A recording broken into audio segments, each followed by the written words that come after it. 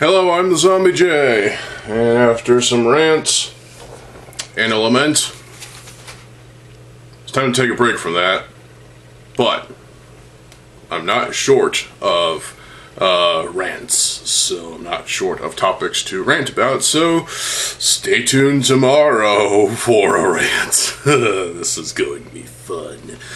But for now, today, got a list video for y'all. Well, specifically, it's time to rank them.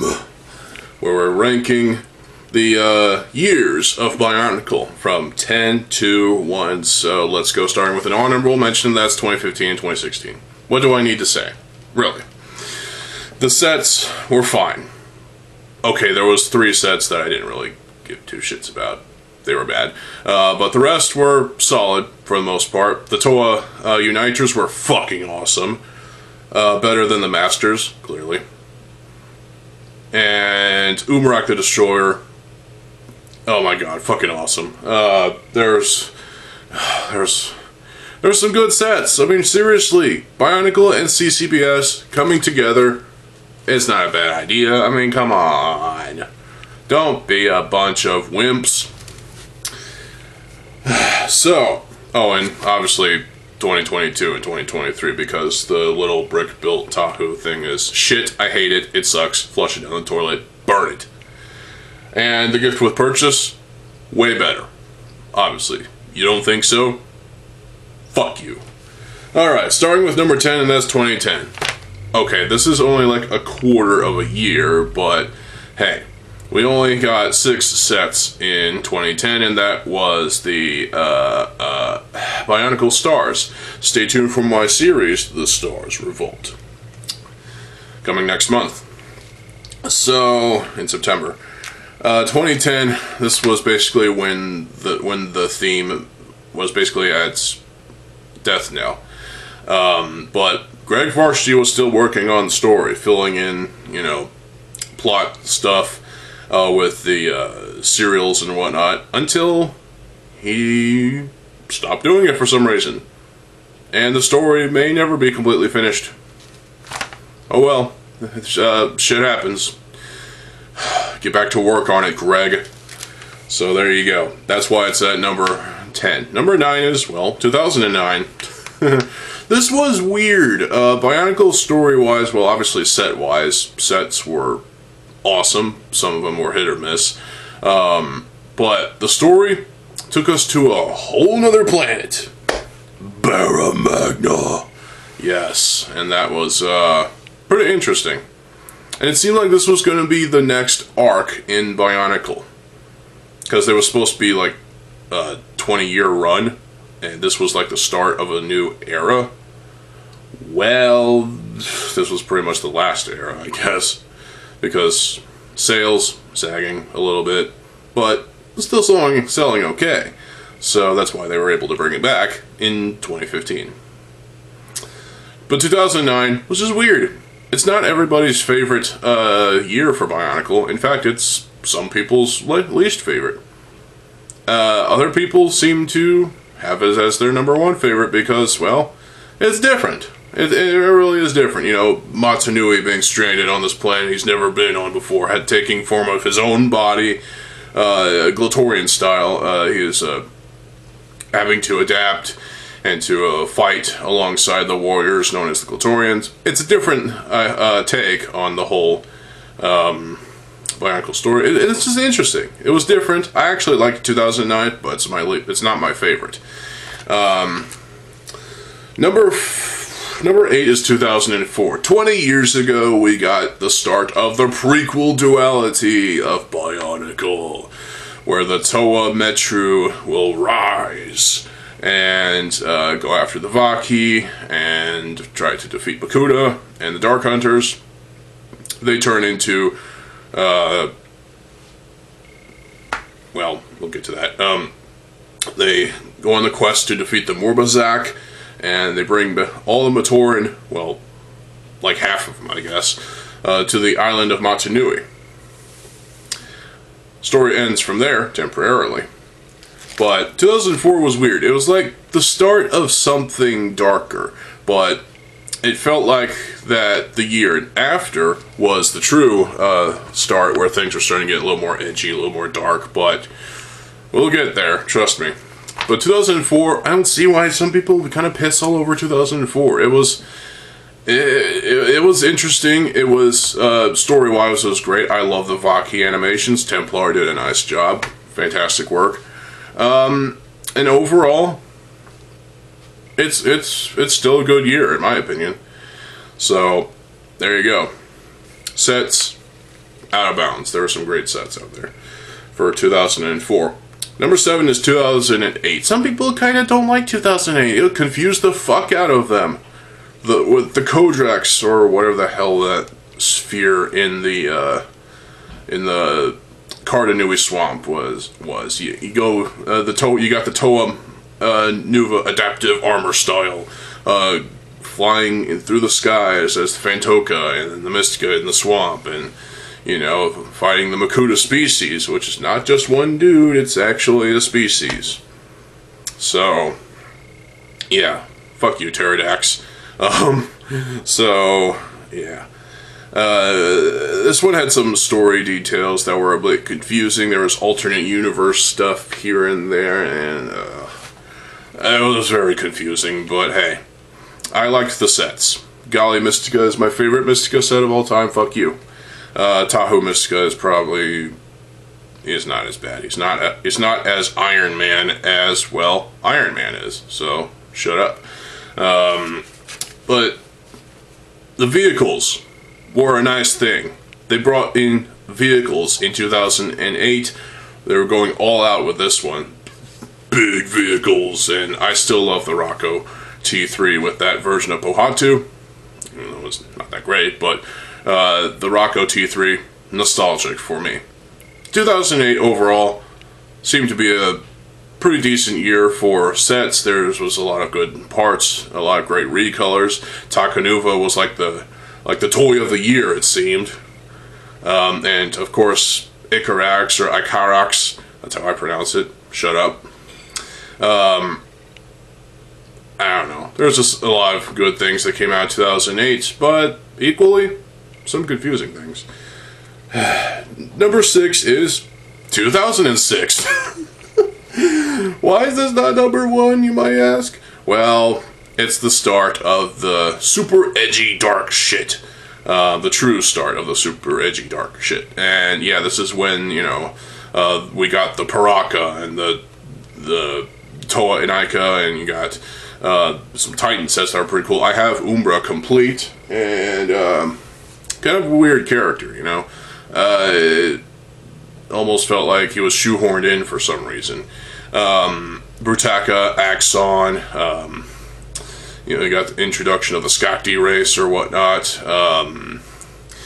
Voyanui was the Island of Doom, and yeah, going after the Mask of Life. This was the start of a new arc, and yeah, so plus you got promotional material featuring the All-American Rejects, blah blah blah, and the Paraka rap, of course. What can I say at this point? 2006 was like, there were so many games. There were so many games that were made for Bionicle 2006. It was fucking phenomenal. It just seemed like 2006 was like the soft reboot that Bionicle needed in order to get caught up with its audience in a way. Like 2006 and to a degree 2007 as well were sort of filling a specific niche or trying to cater towards it was trying to grow along with its audience, is what I'm saying. So, you know, as we become edgier in our youth, Bionicle became edgier. So, there you go. 2006 was pretty fucking edgy, and it was pretty fucking cool, too. Number 5 is 2003. Yes, the Borak Cowl were kind of clone sets of the Borak, but silver! So that makes them better! No, it doesn't, but I do like the Borak Cowl. I think they're cool. I only have 2 of them, but hey, I plan to rectify that. So the Borak Cowl arc was definitely kind of filler arc, I guess you could say. But hey, it's not terrible. I mean, come on. Stop hating the Bionicle, you bunch of fucks. The Bionicle, in a way, we kind of needed that filler arc in order to get to the next arc, which was the Rakshi and the Mask of Light. So, if we didn't have the Bionicle arc and we went straight to the Mask of Light arc, there would have been some confusion. It was like, wait, how did the Matoran... yeah. The whole Matoran using Borak parts for this upgrade thing is just kind of weird too, but hey, I enjoy it. And we got Matanui Online Game 2 out of it, so yay. This was also the introduction of the first Bionicle movie. Yes, the Bionicle movie, Mask of Light. Back there is my poster for Mask of Light. It's a smaller poster than the one I used to have, actually. Well, yeah, the Mask of Light movie was great for the most part. A little cheesy here and there, but still, I enjoy it. I still enjoy it. Bionicle the game. I enjoy the PS2 copy. Don't enjoy the GBA game, it just sucks. And, you know, the Bionicle animations were definitely phenomenal, thanks to Templar. And... what can I say? There was definitely some good things about 2003. Some things that people might seem to be a bit shit, but, well, they're shit. Let's be honest. 2003, it's not the best year in Bionicle, but it was the conclusion of the golden age of Bionicle. And as a result of that, we are thankful that this trilogy of years, 2001, 2002, 2003, it was great. It was. And as a result of that, well, okay. Now we have to go further in time by 4 years. With number 4, 2007. A lot of people seem to like 2007. If folks wanted to collect every single set from one year in particular, it would have been 2007. For me, it would be 2001, but hey, we'll get to there. 2007... There was the continuation of the 2006 darkness that we've all seen, but in the sea, down in the pit and whatnot, and you see the Baraki. This is the introduction of the Baraki, and you'll see Motaro essentially kills himself to save his friends and save the universe and whatnot, and this was. Kind of overblown out of proportion, but hey, people worship Motaro because, yeah.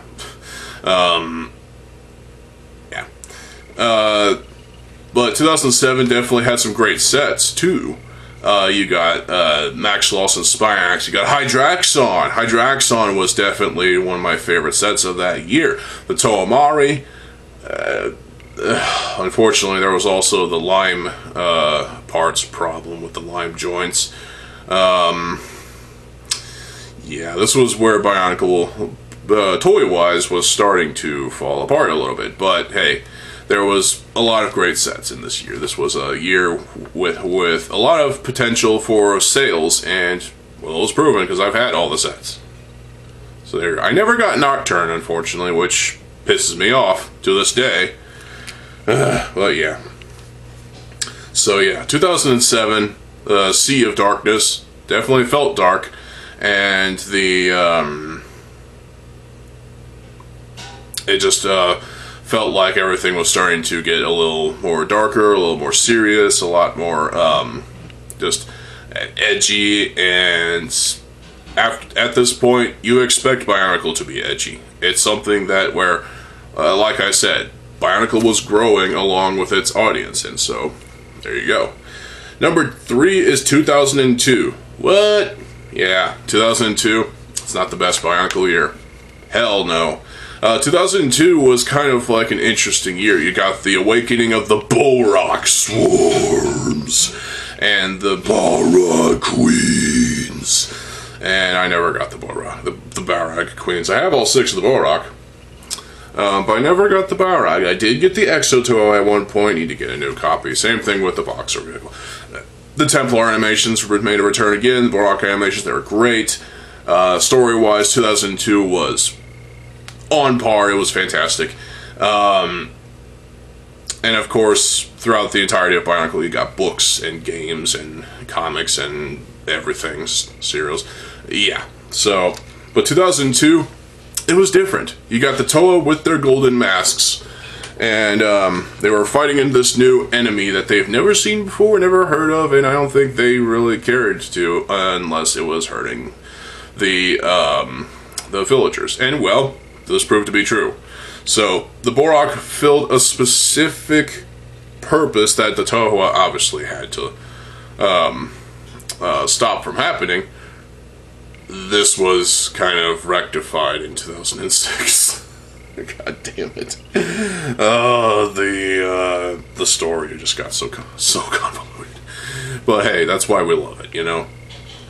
But 2002, you saw also the new Toa sets. You got the Toa Mata after defeating the Barag and the Borak swarms, of course, with help from the Matoran. They fall into vats of protodermis, and they become forever changed. The Toa Nuva. Yes, the Toa Nuva with new improved body armor, masks, upgraded powers and abilities, and awesome weapons too. Golly, Nuva is my favorite Toa Nuva set. And overall, these were great sets. The Toa Nuva were pretty fucking cool. They were awesome. They were like taking my childhood heroes up there and amplifying them to a new degree, like making them better. Yes, the organic masks are kind of weird, but hey, it was cool. It was interesting. It was nice to take a nice evolution, if you will, of the Konohi that we all knew and loved. So yeah, number 2 is 2005. Y'all are probably going to be pissed about this one, but hey, I liked 2005. Web of Shadows was my favorite out of the 3 Bionicle films that we got in the with the Miramax trilogy. And then Bionicle: The Legend Reborn came out in 2009, and that wasn't as good, but it was still entertaining, so fuck you. But 2005, this continued the prequel duality with the Toa Metru going back to Metru Nui, now apparently overrun by Vizorak, and you've got the Sidorak, who's a coward apparently, and Rudaka, who's fucking amazing. I love that set. I love Rudaka in general, and yeah. The Toa Metru get poisoned. They get mutated into the Toa Hordika. The Rahaga join in to help them, and yeah. This was a story, this was a part of the story that was starting to become a little darker than Lego was probably comfortable with. They weren't ever comfortable with the dark and edginess. They were just rolling with it because it was making them money, so yay. But 2005 was definitely an interesting year for Bionicle. It wrapped up the prequel saga of Bionicle, and it did rather well, even though there was events that came before the rise of the Toa Metru. That's all for another day. And you know, Web of Shadows was a great movie. Maze of Shadows was a great game. There were some books that were released this year that were fantastic as well. A lot of great comics. I unfortunately don't have my comics anymore. Well, I still have a number of comics, not from 2004 and 2005, so whatever. So much was done. Plus, we got All Insane Kids, AIK, or Dial Zero, or whatever. Hero, Caught in a Dream. Love those songs. Hero is my favorite out of the 2. Caught in a Dream is pretty cool too. The demos are not as good, but I enjoy them anyway. But yeah, 2005 was just...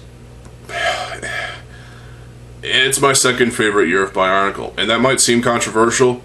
Fuck you. It's perfectly fine. There's nothing wrong with it. The sets, yeah, the Hordika were clone sets essentially with different colors, different weapons, different masks, their heads.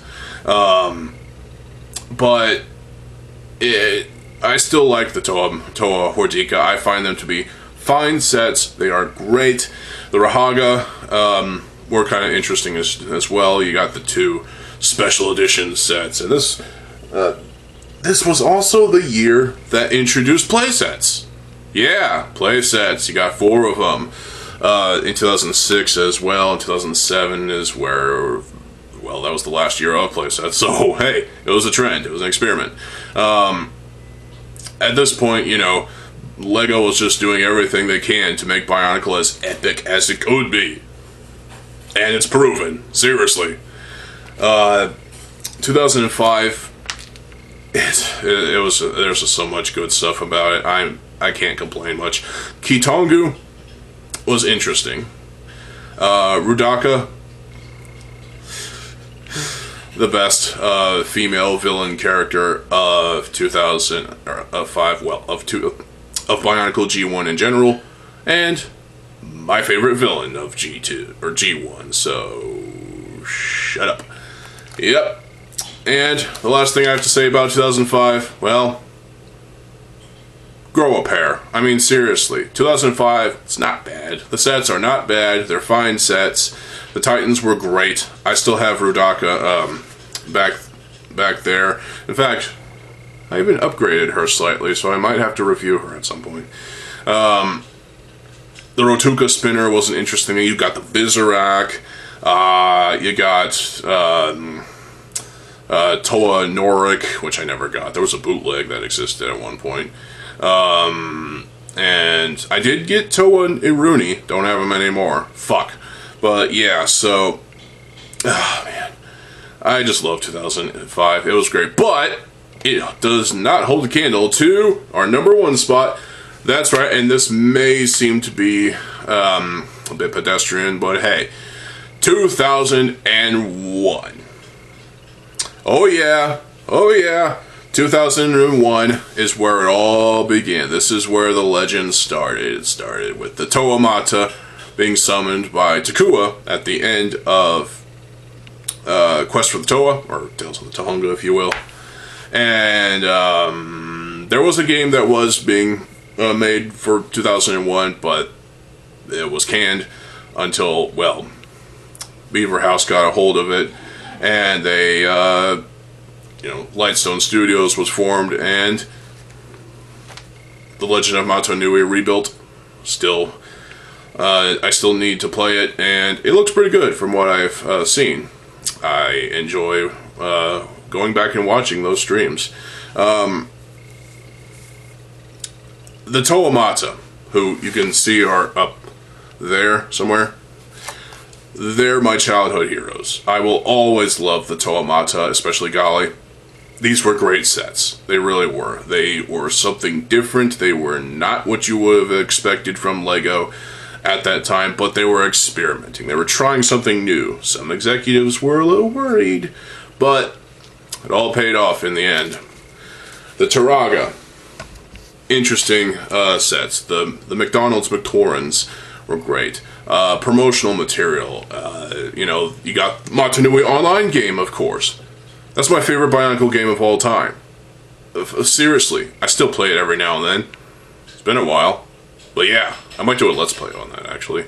And of course, there was the Toys R Us Battle of the Beasts promo thing, which I have a poster up there. And there's just... Oh my god. The legend began in 2000 and in 2001, and Jesus fucking Christ, it hit hard. It really did. There was a lot of small games as well, like mix and match something, matching masks or whatever. Build your favorite Toa, Attic Media.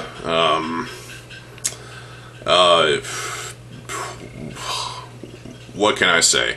2001 had a specific aesthetic to it, a style. There's vibrant colors and whatnot with the sets, and the island of Mata Nui just seemed like a great paradise that I could see myself visiting someday. Unfortunately, it doesn't actually exist. One can dream, at least. One can dream. 2001 is literally the best year of Bionicle for me. I love it. I love it. I love it. It introduced a whole new thing. This is when Bionicle came out of Lego, and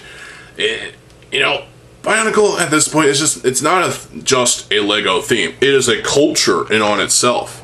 We the fans